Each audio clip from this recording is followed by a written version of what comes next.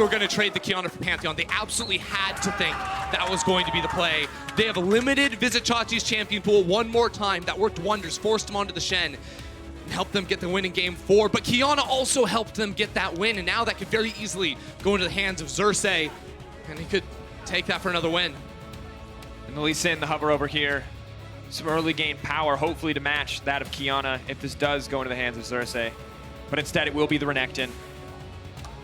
Boss pulled so far ahead in the previous matchup, was able to contribute so much more than the Shen in the mid to late game. And this is where we wonder, can Vizicsacsi steer away from the Shen, show the Nico such a strong counter pick into that Renekton, or perhaps the Rumble I mentioned in the last series. If you're going to have a Qiyana in the jungle, you know, could still flex around, but you definitely need to have some magic damage to bolster around that. I'd love to see him visit either of those two champions, drafted early, otherwise face more bans being thrown his way. The Syndra's still up. It is. Syndra, the other champion that's been taken away so many times because it is a flex. It is Innaxe or Nomanz who can take that champion. It disrupts so much of the draft. But with the Xayah now locked in, a lot of that power is gone. I just wonder if Kobbe can play the mages in the bottom lane. You know, we did see him play mages in the playoffs in the spring split, but never the Syndra. Syndra plus Thresh, a very strong bottom lane. Syndra Nautilus could do similar things. Here we go. On command, there it is. When push comes to shove, there is nothing left. Now, the real question, though, is can they flex it? Can this go into the bottom lane, or is this a Humanoid exclusive pick? I guarantee you they did not want to pick it to groups. They did not think that they would be pushed this far. But now it goes. Everyone has been practicing this Syndra in solo queue. But once again, the Morgana looks like it can go over to the hands of Unicorns of Love. The Black Shield has disrupted so much. Black Shield to try and answer a potential Syndra in the bottom lane. I think it obviously does well against the Nautilus, can absorb the initial hook and make it so he can't lock down the potential Xayah, but also against Syndra. One of the reasons why she's so good into something like this Xayah is just one scat of the week can instantly force Xayah to pop her Featherstorm. Now you can hold on to that if you have Morgana alongside it. Still remains to be seen where that pick does go, but now the Unicorns can decide to limit the top lane pool if they want. Now, in the last game, that wasn't actually the strategy for them. They went for double mid lane bans, LeBlanc plus a Kali, two of the blind pick options that Humanoid has enjoyed throughout the play-in so far, and this to me says that they think this could be going to the bottom lane. They still want to remove any potential blind pick options for Humanoid.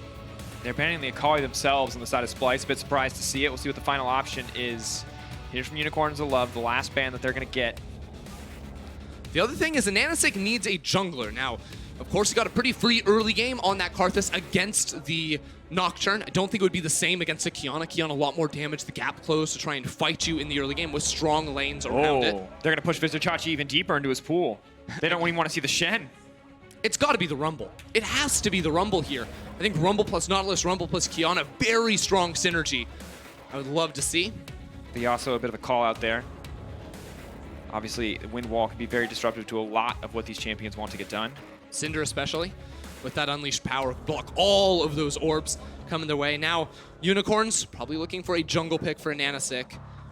Went for the Renekton earlier. Renekton plus Black Shield.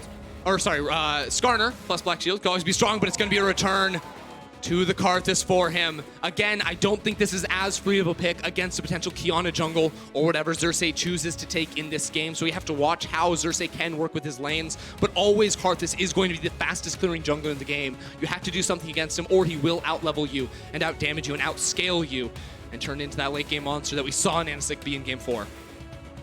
Final picks coming through. Syndra looks like it will be committed to the mid lane. Qiyana as well to the jungle. The final pick will go into the hands of Vizicsacsi. This is such a telling moment here for Chachi. You know he loves to go for some pocket picks. The Cho'Gath that lost game 1 will return for him in the top lane. It's a frontline champion that can try to absorb damage, can try to buy space for Kobbe, but I can't help but feel like there were better options for them in this game. I still stand by the fact that Rumble would be an excellent answer for him. But there is magic damage to be had in both mid lane and bottom lane with that Kaisa. The Orianna. Once again, the double magic damage threat for this team. No longer coming with the bot lane. Nomanz on the Orianna. Syndra Ori, not a matchup I thought we'd see in the game 5, but a classic to be certain. Such a strange comp. Unicorns of Love do not have a lot of team fight engage. It pretty much relies on landing bindings or using the Wall of Pain or a rogue Shockwave to find multiple members, while Splyce have so many more active tools to attack the Unicorns of Love. Strong front line, strong back line DPS as well. I think as far as well-rounded team compositions go, Splyce definitely load into this game with an advantage, but I feel like certain elements of the Unicorns of Love, you feel like the time is ticking against Splyce, where there's a Karthus in a jungle that's going to outscale and do so much damage. It's going to be really hard for them to pin down Innaxe's Xayah in these games as well. Splyce don't have the same dive tools that they had in Game 4. So if they come up with a lead, I think they have a lot of good options. If they don't come out of the early game with an advantage, it's going to be much more difficult for them to press their will on UOL. Early game, inevitably the story for both of these teams. And it is a brief pause, a quiet moment before we get into game. But it is Game 5. It is Silver Scrapes. It is the final moments for one of these teams. It won't be quiet for long, Drakos. I've heard the crowd all day chanting for Splyce, cheering on the Unicorns of Love. When it comes down to the final moments, Game 5, when one team will go home, the other moves on to groups. You will hear them. Whether you are a UOL fan or a Splyce fan, your team needs you now. Berlin, let me hear you!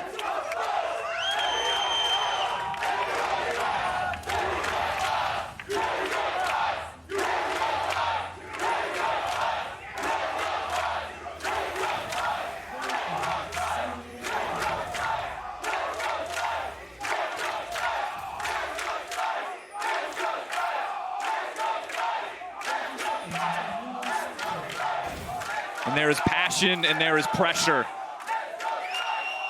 in the LEC Studio tonight, host of the World's Play-ins. For an LEC team may be eliminated here and an LCL team may advance. We will find the victory in Game 5, the number one question on our minds, but inevitably our sights are set back to the jungle. The first game, and AHaHaCiK got the better of Xerxe, was Game 4, and it made all the difference. Can he do the same in Game 5? Already seeing some moves coming out of him in the early levels. We did see the invade, the split map. I think he's going to try the same thing here. With the Renekton up against the Cho'Gath, you expect Cho'Gath can get the push on early, but the level 1 fight certainly goes in favor of Karthus. That's what we're going to see. The late walk-in around the 30-second mark to steal away the enemy blue buff. This time, Splyce don't have any vision to see what is actually happening. Very likely Unicorns drop a ward of their own on their own blue buff to make sure there can't be a response. Vizicsacsi walking around the corner. He now knows. D-level stun. No, not going to go for anything else. Just a bit of poke before the lane phase starts. They can split the map. They can isolate this Cho'Gath on the top side. But we just have to keep our eyes on this Qiyana. This pick has looked so incredibly powerful across all of play-ins since release, really. And now Xerxe just running into the enemy jungle, ready to continue his clear. The red buff will keep him healthy. So he will be seen this entire time. Now, Unicorn's bot lane, even though you have the range of Morgana, you have, in theory, the stronger pushing bottom lane, will allow the wave to crash into them because they know an AHaHaCiK is topside. They can then walk into their own jungle and try to delay, but that's why we have Norskeren walking up himself to make sure that Xerxe is free to clear this. He has the smite. Trying to at least mitigate some of the early game impact. But he can't get anything else. See, Xerxe lost his entire topside jungle, was only able to respond with the blue. This is what we talk about, the weakness of Qiyana in those early levels until she can get that first reset off her under her belt, and then she does a whole lot more damage when it comes to looking for these early ganks, when it comes to looking for 2v2s around mid lane, because I think that's where Splyce have so much power, especially around that level 6 mark. Nomanz rocking the TP, not a combat summoner spell, so it certainly goes your way. Rocking the TP as well as the phase rush. Up against Humanoid's Electrocute. You can tell the goals for both of them. One wants to scale, one wants to be safe in this mid lane, the other wants to kill. Boss continuing to threaten here in Vizicsacsi. Quick proc of the Conqueror. Scout of the Week not quite connecting the way he wants it to. Will still force the flash out from Nomanz, respecting the all-in potential of the Qiyana. Boss. Wow. Very close lane, but Boss just continues to press in. Vizicsacsi actually going all the way back to base. Started with a Doran's Ring as opposed to the Corrupting Potion, so those all-in fights not going his way. We'll have to use this teleport to get back in the lane. Maybe thinking a dive was connects. possible. Threads it through the minions. Edward now in trouble. The Black Shield stops any follow-up. Others do come back, but massive trade in the favor of the Splyce bot lane. So this is actually a huge loss for Chachi up on the top side of the map, because you saw with all of the information we had, it was definitely possible for him to stay underneath that tower, but because he knew the map was split and Xerxe had to play for the bottom side of the map, he was chunked after that play, thought a dive could come in. We saw last game how powerful Karthus is in any kind of dive situation, so he's going to be out of a teleport, whereas Boss can walk back to lane with the Doran's Blade on top of the shield, and with that lead, now Unicorns can maybe look to make plays around the map. you know, find that teleport into the bottom lane if you get a deep ward. That gives you room now to have the numbers advantage and punish Chachi and punish Splyce for the weaker early level 1 play, for having the map split against them and losing that spell. And the biggest concern if you're Splyce fans that you've seen what this Qiyana can do in the first few levels when Xerxe gets rolling. Of course, it's considered to have a little bit of a weaker clear, but the gank setup is incredible. Xerxe has yet to find a significant advantage outside of the flash on the top side. Meanwhile, AHaHaCiK has been pulling ahead in terms of jungle CS. 3-camp lead, and now Chachi, once again, the one in trouble. Most likely going to have to burn the flash here. Wall of Pain should come out in a moment, trying to isolate him. He's trying to buy as much time as he can. He knows he's going down the flash. Is it going to be enough for Vizicsacsi? Can he make it out? The Skittles connect to the flash forward. The stun, the first blood to the Karthus, and already another engage on the bottom side. Unicorns of Love pulling ahead. Norskeren, does he want to look for it? Ooh, flash for flash there. Good trade, support for carry. At the same time, beautiful gank in the top lane. Now Xerxe looking mid. Wants to get in, hit confirms it. Nomanz in trouble.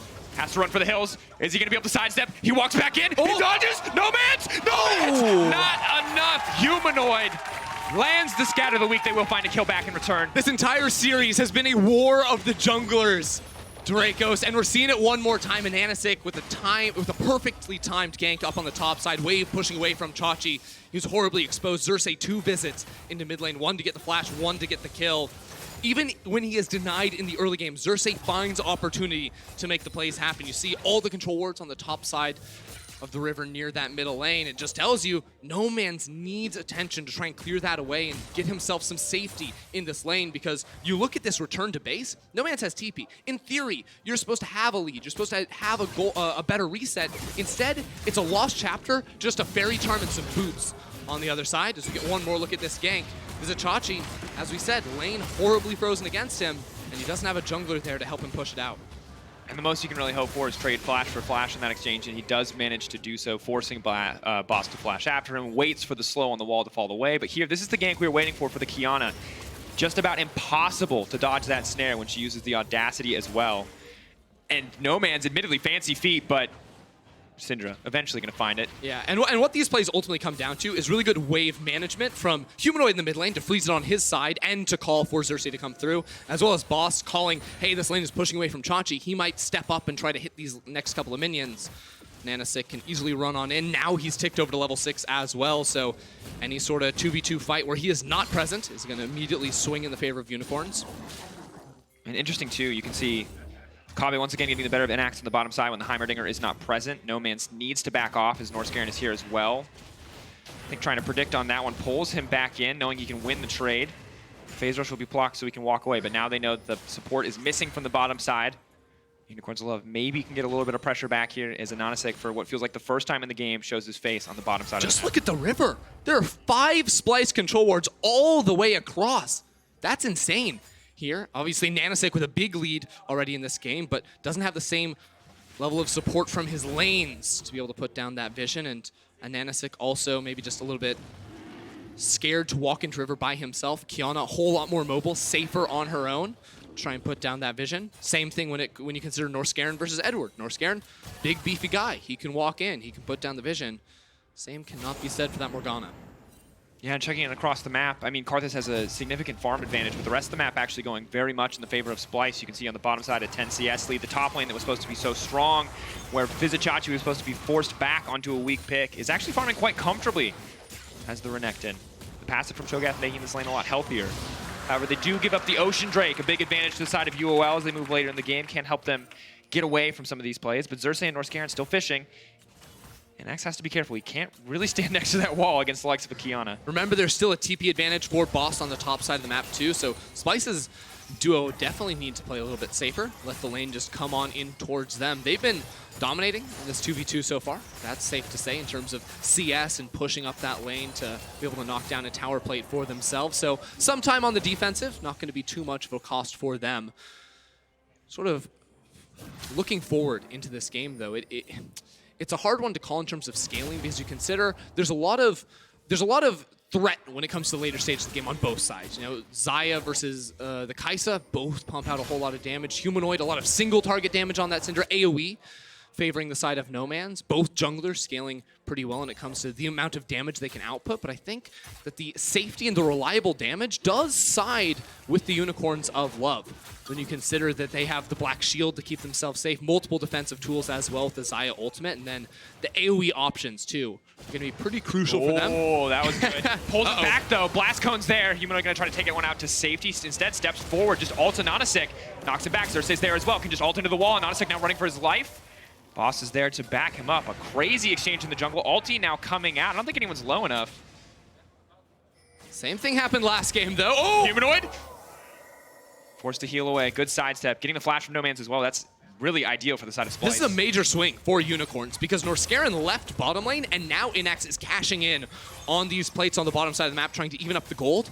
Norskeren maybe looking for the wraparound here, but not quite going to be able to find it as Boss goes all in. He goes down on Vizicsacsi. I don't think this is... Conqueror's now coming out, and AHaHaCiK is on the way up. The knockup is there, going to stop Boss from pushing any further. They can get wave pressure here, but they can't get much else. Xerxe now on the bottom side. The Black Shield's going to start to fall away. Innaxe has ultimate available. Flash as well. Good dodge out there.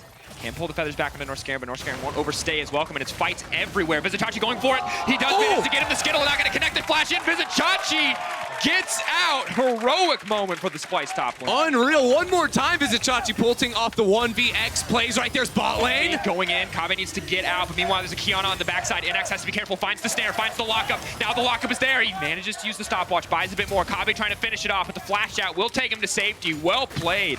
Both sides. Outplays coming out across the board. Innaxe, with all the invulnerabilities right there, is able to survive, will eventually be denied all of the minions going in towards that bottom lane tower. So you feel like Splyce are going to be the team that wins out when all is said and done here, with Kobbe picking up so low money.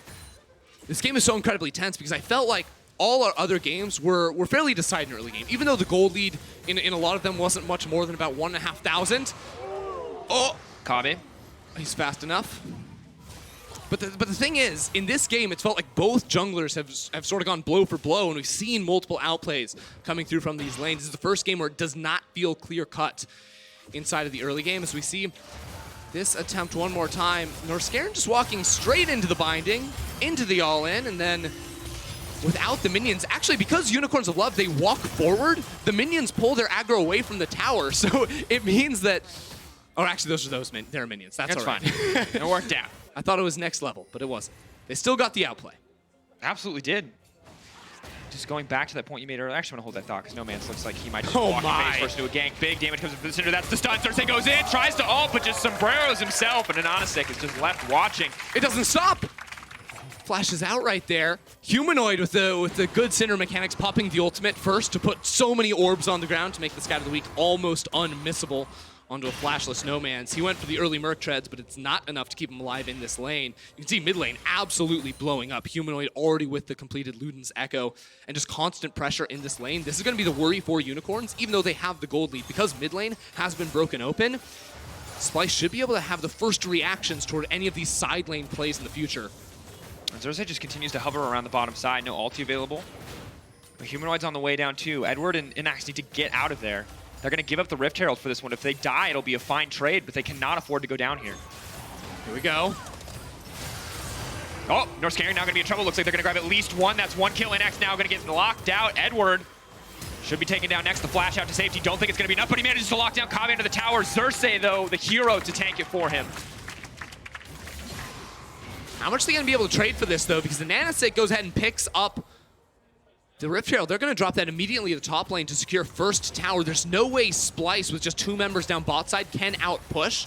Oh, it's a questionable TP comes TP. in. It's Innaxe. He has no flash. He has no ult. He's Innaxe, dead. what are you doing? Caught out. Where's my boy Sam Kobbe Hartman Kensler to tell me about that TP? It sucked. He'll do. Unfortunate in the game 5 to be certain. The good news is they'll break the top lane tower. Unicorns will hold on to a small but notable gold lead. The Splyce will match up the Cloud Drakes for scaling. And honestly, just such a close game. Vizicsacsi doing his best to clear this one out. Stunned up, and honestly gets some good damage down. The Cho'Gath very much in trouble. Conqueror coming through. Vizicsacsi is still alive! Vizicsacsi! Trying to... What? Okay, ulti. He has no mana. AHaHaCiK has no mana. He needs to go into the jungle to get mana. He can't do it. There's no time.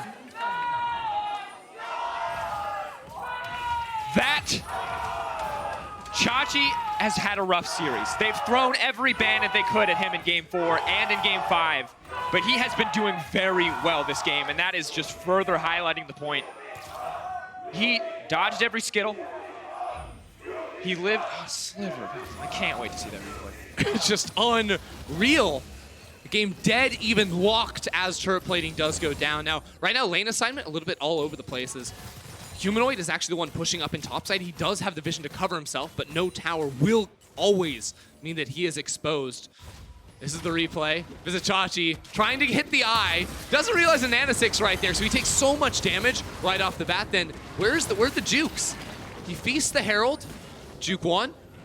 He's just autoing. And Nanosik has no mana at this point. He's not even juking all the skills. He's juked one, and then Nanosik just realized he can't auto-attack him to death. Boss tanked 2 more tower shots. He absolutely could have hit that, but Nomanz now has to run for the hills. Edward is luckily there to cover him. 11 turret plates to UOL. You see the difference there in the game, but the gold is still dead even. That's the CS discrepancy in the individual lanes.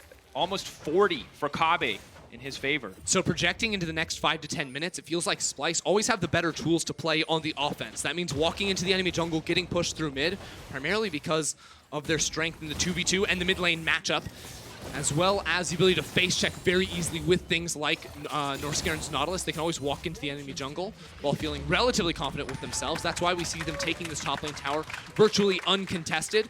Boss just trying to really run down and see if he can catch out Humanoid. But Unicorns Love, they're going to be hard-pressed to find pressure, because while I do think, especially in siege scenarios and when they're controlling areas around objectives, they're super powerful with all their poke and 4 ranged threats trying to pump out damage. Splyce, moving together as a unit, threatening the 5v5, is always going to be the stronger team able to force their way into enemy territory. And you really just cannot afford to split up against this Splyce lineup. A lot of threats that can just leap onto you in an instant. Vizicsacsi like now running down Innaxe.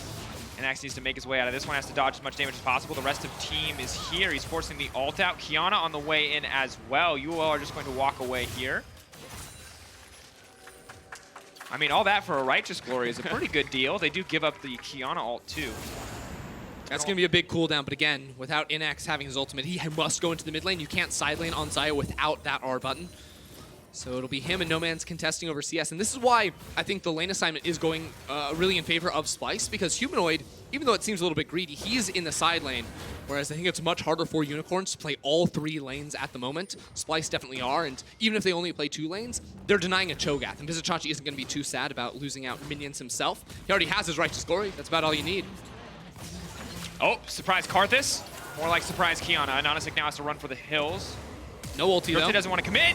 Vizicsacsi. Karthus goes out of range. He can't get anything else. Edward now has to run. They're moving in to try to pull him back, but a clean flash out from Kobbe. This is exactly what I was talking about. It's so much harder to face check with Edward. Now Norskeren, he went too the deep. Wall, but not enough. Not even enough time to connect there. He got the kill, then walks into the river by himself. No one around him.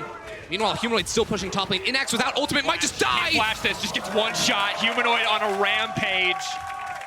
Innaxe. Multiple mistakes under his tower, but can his team come and reply? Humanoid, not much mana, no ultimate. This could be a big shutdown. What else can he get done? And Nanosik steps in. Double AP threats versus the single of Humanoid. They will take him down. Shut down over to Nomanz, but the tower still falls. In the heat of the moment, these teams are losing track of cooldowns, are losing track of when and where to pressure on top of the map. This just one example as Nanosik jumps straight in on towards Xerxe. Xerxe without the ultimate though is unable to get the kill, and Chachi tries his best, but this is the catch on towards Edward. Again, walking forward, not able to preemptively use that black shield to dodge away from Norskeren's damage. And Norskeren, he has his ultimate, so I think he thinks he can chase for the kill, but Kobbe very clearly didn't want any part of that. He just lost track that Xerxe, or rather Nanosik, was in the area and was able to make that rotation through the river very, very easily. And as we get later and later in the game, the stakes of each and every single fight or pick start to matter more and more. You can see a scaling build coming in from the Orianna, building towards that Xerxe, as well as it would appear to be Leandri's. Wants to slowly but surely cut through the opposition. So Nomanz winning the 1v1 right now, but I worry for him when Vizicsacsi pops the Righteous Glory, and if a jungler ever shows up, still TPs on both those players. Infernal Drake spawning in 6 seconds. Who can land the first blow? That's going to be so telling in this fight, because all Unicorns want to do is chunk and poke before it starts. Oh, stashing over the wall. The black shield is there. Xerxe trying to retreat. Multiple members of his team locked up. Kobbe can now go in, but he has to wait. Holds on for a brief moment. The disengage is there. Innaxe can look to fight in the pinch. They can't step forward. take stock. It's an ultimate ops. There's a huge teamfight cooldown, and then the survivability of Boss's dominance here. I think that's going to be a roughly even trade. Xerxe just trying to steal, sneak in for another good smite, but not able to do it. Wall of Pain, huge there to block this out. Kobbe on the backside, maybe they get something done. Edward looks like he will be sacrificed for this one. Big damage comes in, a decent shockwave, but there's really no follow-up there. Kobbe now stepping forward. Innaxe needs to flash out to safety. They have gotten the Drake from the side of UOL, but it doesn't look like they're going to be getting anything else. Really clever there from Splyce. They realized that they could fight in that tight corridor. There's not a lot of room to maneuver and dodge away from the Scat of the Week from Humanoid.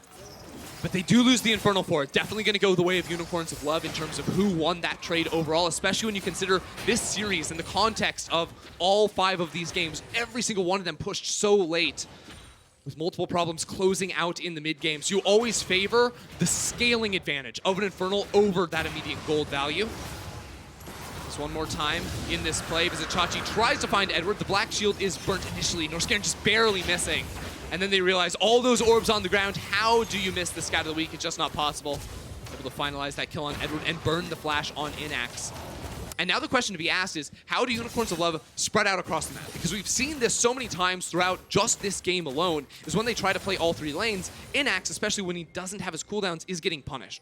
Or, you know, Nomanz can't really go top lane by himself, because of course Splyce could bring a jungler and just run him down with that Righteous Glory. So they have to be very mindful what they're doing and where they're placing their members on this map. And I think the better strategy almost always is going to be to try to group up and put down vision first so you can track the opponent junglers. Then you can go farm freely in side lanes. And just such a tense game. You will have to be very careful about grouping up in these pinches. It's a similar story for Splyce, however, against the likes of Xayah. Boss stepping in the midst of the enemy team. Forced to burn his ult for nothing. A bit of a fumble there. So watching in these fights, you always have to remember about the finishing power of the Karthus. Karthus very likely not going to fall down at the start of fights. He's been playing safely enough to not get caught out by Norskeren or Humanoid. Edward, Fishing. Binding does connect. Xerxe stepping forward with the Grass Blade. Can use it to close a bit of distance there. Splyce have all the tools to initiate fights and get that initial pick and try to knock people down. But Unicorns of Love have the ability to turn around their fights with Innaxe, with Nomanz, with the AHaHaCiK. So they must strike true with their first attack for Splyce. Otherwise, Unicorns will always be able to turn things around right in their face. The consistent damage, the damage in an elongated fight is very much in the favor of UOL. It's a 3v4 in the mid lane. Splyce could try to fish for something here. Xerxe's going to lock up Boss. Won't be able to find anything else. A slow siege here in mid. Xayah finally on the way down. Edward will be here as well. Looks like, Orianna just barely able to get that out in time. Maybe can't make his way out of this one. So much damage comes in, though. Kobbe and Humanoid are... Xerxe? Good question. Is able now to make it out. They are going to be able to break the tower. Here comes a bit of damage, but the heal there to mitigate it. Still so close to finding the kill. And AHaHaCiK still searching that big Requiem. Of course, he's now level 12, you know, finished off that Morellonomicon. Not a ton of healing to deal with on the other side. Not nearly as snowballed as he was in that game number 4. But speaking of snowballed, Humanoid is in that So one-shotting territory. He is one-shotting. And that's how fights should work for Splyce. You get that first attack, you don't actually have to commit everything if you can just burst down one target. Then you can take those longer fights. Xerxe was getting a little hypey right there, trying to come around the corner and land a big ultimate, but will be able to survive there after burning his flash. And this one, once again, ridiculous how close that was. But you just got to say, like, you can look at that kill, and of course it goes over to Kobbe, and he's happy to have the gold, but that was mostly Syndra damage. If anyone is ever isolated against his team, they just get one shot quite easily. So far, even has the time to stop for more defensive items like the BV. These games have so often come down to big Baron fights. We're now 23 minutes into the game. Pressure on these teams. Again, like, this is the game that decides whether or not you stay alive in the tournament. Can't even imagine how nerve-wracking it is to be on the stage right now with that advance just so close in your grasp. Chachi's keeping up the pressure on the side. He himself not a big source of damage, but obviously can set up for the rest of his team. Trying to buy more time. Edward really doesn't do anything to help clear the wave. Even Boss actually getting chunked out. Nomanz caught off on the side. Kobbe can leap in if he needs to, but won't get marked. Unicorns just don't have the ability to force. That's why these sieges are absolutely deadly. Splyce stacked away, but now Nomanz might be caught. Nomanz pulling back. Kobbe now going in, but he gets pulled back. The Qiyana caught out. Xerxe trying to buy time. Good stun on the wind blast there. UOL just pulling back, and Splyce slowly but surely pulling ahead. The gold is dead even, but Splyce always going to have pressure on the map because they threaten the stronger initiation. They threaten the stronger team fight right now at this moment in the game. Have you ever seen the infamous LCL surprise Baron at 23 minutes? I am about to, but there's a ward on it. They're going to see Innaxe right over the wall. There's an immediate response coming through from Splyce. They're all running over. Innaxe is taking so much damage. This is not ideal whatsoever. The rest of them are on the way. There's no Nocturne ult to ferry them safely into the pit, but 8K dropping. They can't do it fast enough, Drakos. Spotted out. This is it. They bet it all in this single moment. 4K. It's getting Edward. lower. Edward trying to buy it. Can they get into the pit? They managed to take it. UOL, can they survive? How many members can get out? 3 members escape with the Baron. Nomanz now running for the hills. He will be sacrificed, but still they get the Baron. And 3 members make it out, so Splyce can't teleport 2 down into bottom lane and try to trade that for an inhibitor. An incredible call coming through from the Unicorns of Love with the Karthus jungle. So much damage over time. Once again in the mid game, the team on the back foot finds it. And the LCL Classic, the surprise Baron, the blast comes over the wall. They still get spotted, but they make it work in the end. Splyce will grab a tier 2. They'll hold on to their gold lead, but for the next 2 minutes, 47 seconds and counting down, UOL will be able to stall to hold on to the Baron. They'll stop Splyce from pushing anymore, and they may be able to take something of their own. And insult to injury is the Drake spawn that Splyce get when they're in control is the Cloud to UOL's Infernal. It's just so important for Unicorns to pick up this Baron. See this play one more time. Well, eventually it will be Splyce to win this fight, or at least might again from an AHaHaCiK, but he does land it. Unicorns had the brilliant call to make that one happen. So clutch from them, knowing the Drake was spawning and that Splyce were resetting and scrambling to pick that one up. And now with this Baron for 2 minutes, the reason why this is so key is not just the standard, oh, you know, you extend the game, but you try to get yourself past some of the item spikes of Splyce. You know, Rabadons and Runons just finished on the 2 primary carries, 3 items, whereas Unicorns are still scrambling to put those pieces together. So just by having this Baron and trying to stall out for that next spike to try and match your opponents, we'll try to put them on even footing for that next fight. It's just very difficult to survive those spikes, Ender. The Rabadon's death cap coming in is the one I think you have to be the most scared of, because Scatter Leak is already essentially a death sentence.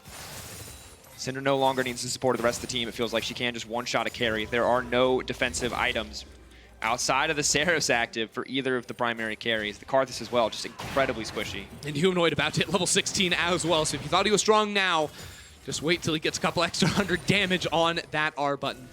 Going to be absolutely massive, and that's the struggle for Unicorns. No true front line to step forward and absorb the pressure of a Syndra. Some defensive tools, but once those are down, things become very, very hairy for them.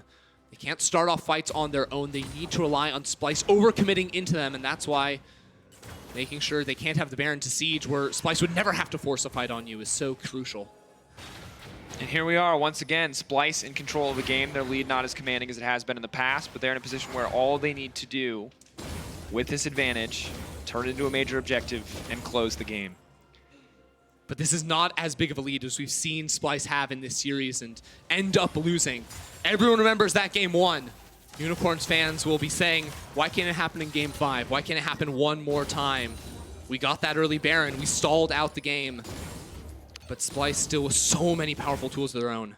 How many times in League of Legends history has a single shockwave decided a series? Single pick, single moment. One of them's going to happen in this game. May have already happened if you're a Splyce fan. They may have already found the lead that they need to close. We're going to have to see what can Unicorns of Love do. They've spotted. They push forward to threaten Vizicsacsi. Someone's going to have to grab that CS. Looks like they will give it to Boss. I love that you call out the Shockwave because there's no setup for him. Maybe a Wall of Pain can try to help you stop people from escaping, but it's so hard. Nomanz has to be so on point with that ability because it carries so much of the team fight weight for the Unicorns. You think of their available CC on-demand tools. It's not really there. You have Feathers, but you need to set them up. You have Edward, but that route isn't guaranteed right off the bat. You have to wait for it. It's really just Nomanz with the ability to instantly turn a fight. And the good news for UOL is that they have the freedom of Orianna's ball to check some of these bushes as well as the Wall of Pain. You can see Humanoid doing the same thing with the Dark Sphere. So both sides very wary of the potential pick, of the potential death brush.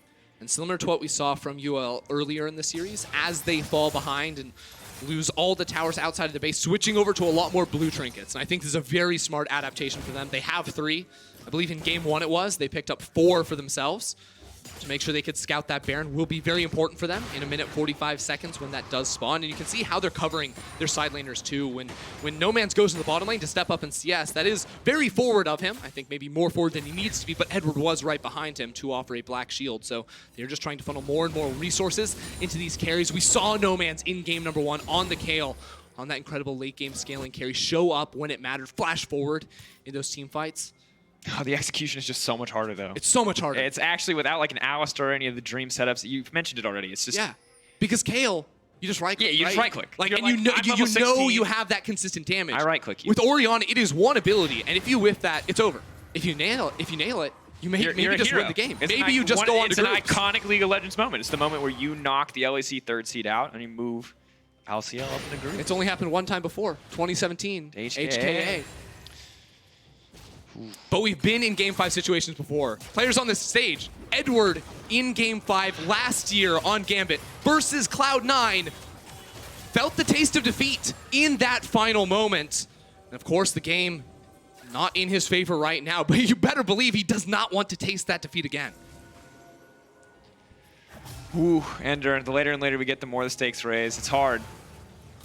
Because you know that they're taking time, they're farming. The might not happen for another 5 minutes. It could also happen in the next 30 seconds, and you just don't know. But here's the thing. Nomanz has now finished his Rabadon's death cap, and while Kobbe is still separated by an entire item over Innaxe, that death cap could be so pivotal. And AHaHaCiK too, closing in on that item. Looking with the bindings. Black shield. Oh. Edward is going to walk away. Xerxe can come over the wall here. Has the water blade. The flash into looking to kick the fight off. Boss. The main focus at first, not the targets that they're looking for. They're fishing, they find the Orianna. Nomanz going to be able to survive, but just barely flashes out. Ulti coming in now. Nomanz still, of course, with the shockwave available. Keep your eyes on it. It's just one. That's not enough. Still, unicorns do survive. But look at this. Boss is chunked. He has the TP to get back into the fight. And AHaHaCiK, hardly any mana left on this Karthus. It's the problem with these extended fights. They don't have an Ocean Drake. He doesn't have a blue buff to keep topped off. So the rest of Splyce are going to walk back while Humanoid and Norskeren zone away the unicorns, make it so there's no possible chance that an AHaHaCiK can try to steal. Here comes the TP. The Requiem up and available. Edward just getting chunked out. Humanoid he'll find it, but Humanoid may just go down. The heal takes him out to safety. The Baron has dropped in the favor of Splyce, and Unicorns of Love will get nothing back. Unicorns can't sneak a second one away from Splyce. Splyce know could be coming. They're ready for it this time around. 3 minutes. 3 minutes they have to try and break open the base. We've seen Unicorns, they don't have the tools to try and fight back, to try to initiate against Splyce. And now Splyce have the Baron. Splyce do not have to force a team fight. All they have to do is walk those minions into the tower, let Kobbe and Humanoid hit those structures, knock them down, get a Mountain Drake to make it even easier. And here we go. Can they hold? We said they have no setup for the fight, but now Splyce has to come for them. Unicorns of Love, backs against the wall. Double death caps, now finished. You're playing off a single binding, a single shockwave from the Unicorns of Love. If you can find a pick and slow this game down, delay the Baron, that's what you need. If you can't, you're looking at losing 1, maybe 2 inhibitors in the next couple of minutes. Whatever you do, you cannot get picked inside your jungle, outside of your base. You must hold on. Most you can hope for, take one member out, buy a bit more time. Edward really has to be careful here. Nomanz doing what he can to clear the mid wave. Baron buff stopping. Without Nomanz there, they can't threaten anything, so Kobbe can step forward and hit the tower. Now they run up, but they can't do much. Still fishing for Humanoid. Ulti goes out, tries to get the follow-up stun. Humanoid now in trouble. Humanoid! Going forward. Humanoid is not going to Zonia. No. Here it comes. That's going to be it! The shutdown! So crucial from Nomanz right there. Now they're looking for the fight. Edward wants to kick this one off. The binding lands. Kobbe, all eyes on the AD carry. The last source of damage. Xerxe fishing for the flank. Nomanz so low on the backside. Nomanz should be set to fall. The dash forward, the flash in. He takes out one. He tries to push him back, but he misses. He misses the ult. Kobbe now unstoppable. UOL will live to fight another day. Xerxe looks for the assassination instead of the massive AoE on the side of Unicorns. Unicorns are fighting back just barely. Nomanz with the outplay in the mid lane to get that kill onto Humanoid. We take a look one more time. He's at a level disadvantage, but he does find Humanoid with the shockwave. Sometimes all it takes is that shockwave onto one member, I suppose. Black shield to make sure he can't get stunned through, and even with the Zonias, you can see Orianna chucks out her ball and backs away. Syndra cannot do the same. Just could have been a disaster, but manages to make it work. And here in the fight, Xerxe is the guy you got to watch. As great as Kobbe looks on the front line. The ulti just whiffs. Difference is Kobbe can't get auto attacks down. Unicorns love chasing on forward when we say in these long fights. But you can get through some of the priority members of Splyce. That's where Unicorns come online, where their damage seems to never end, with a Karthus and a Xayah pumping it out from range. You got the Orianna as well. Offers a more supportive take too, in the right situations. The death cap completed, Christy. Level 16 coming through. Well, I mean, we're full late game. We absolutely are. I mean, and we should have expected nothing less, in all honesty. 20 seconds left on the Baron. That's not going to amount to much of anything. But we have Elder Dragon spawning. We have Baron spawning one more time. Unicorns and Splyce just going to be licking their wounds until that one comes up. Of course, that bot lane inhibitor has been left exposed, but no real split push threat on the side of Splyce means we won't be seeing them rush for that objective anytime soon. And the Baron, of course, falls away.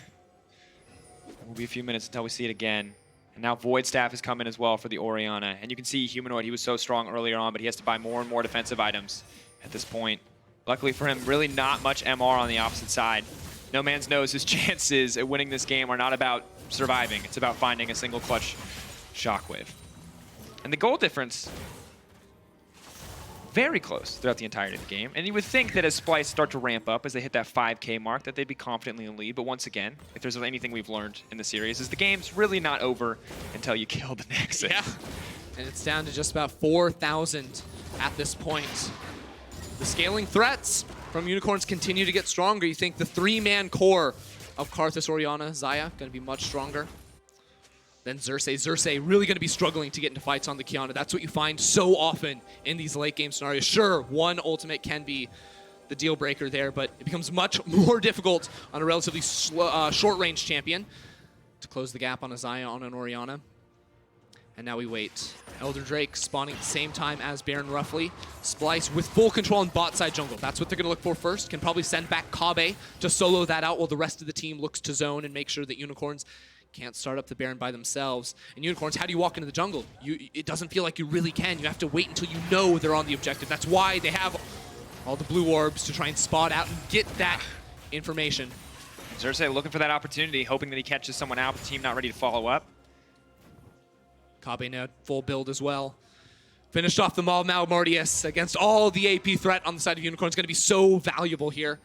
Making the Void Staff even more important for Nomanz. Level 16 achieved for both of our junglers. Much more damage on both those ultimates. Maybe an AHaHaCiK can find that R that he's been looking for all game long. And he's on the way to a Void Staff as well. There's the TP coming mid lane. UOL stepping forward. They think they've spotted out Xerxe. His ult goes down early. The rest of the team now needs to retreat, though they can't afford to get caught out. Vizicsacsi in the middle of everyone. And AHaHaCiK now pulling back. That's the TP used. They get really not much for it. And Xerxe lost his ultimate. Yes, they get the flash on an AHaHaCiK, but the ultimate from Xerxe going to be so crucial in the next 20 seconds with both of these objectives spawning. Boss not able to get back to base, doesn't have the TP quite yet, so he's going to be walking into the river, low on HP already, but Unicorns, this must be their moment to fight around an objective. Set up so good for Splyce, however. They're walking straight into the funnel. Humanoid's going to find the stun. That's going to be burned out. Elder Drake is now gone, and they have a huge advantage. Kobbe to the backside. Is it going to be enough? Kobbe, he's dead! Shut down! That could be the difference maker! Still an AHaHaCiK alive. The ultimate coming out now. How many members are going to drop? Xerxe needs to turn this one around. Humanoid goes golden at the perfect time. Now needs to escape. Nomanz so incredibly low. Eyes in the dark sphere. Where's it going to go? The shutdown comes through, and that's it. Splyce have won the fight. Can they end the game? Perfect play from Xerxe over the wall to close the gap and get the kills. The death timers are simply too long, Drakos. 37 minutes into the game in Game 5 after Silver Scrapes. Splyce are pushing uncontested into the Unicorn Nexus. And with their backs against the wall, against former friends in Sheepy, when push comes to shove in the moments that matter most here in the 2019 play-in, Splyce show up. Splyce eliminate the Unicorns of Love and the LCL, and they move on to the main stage.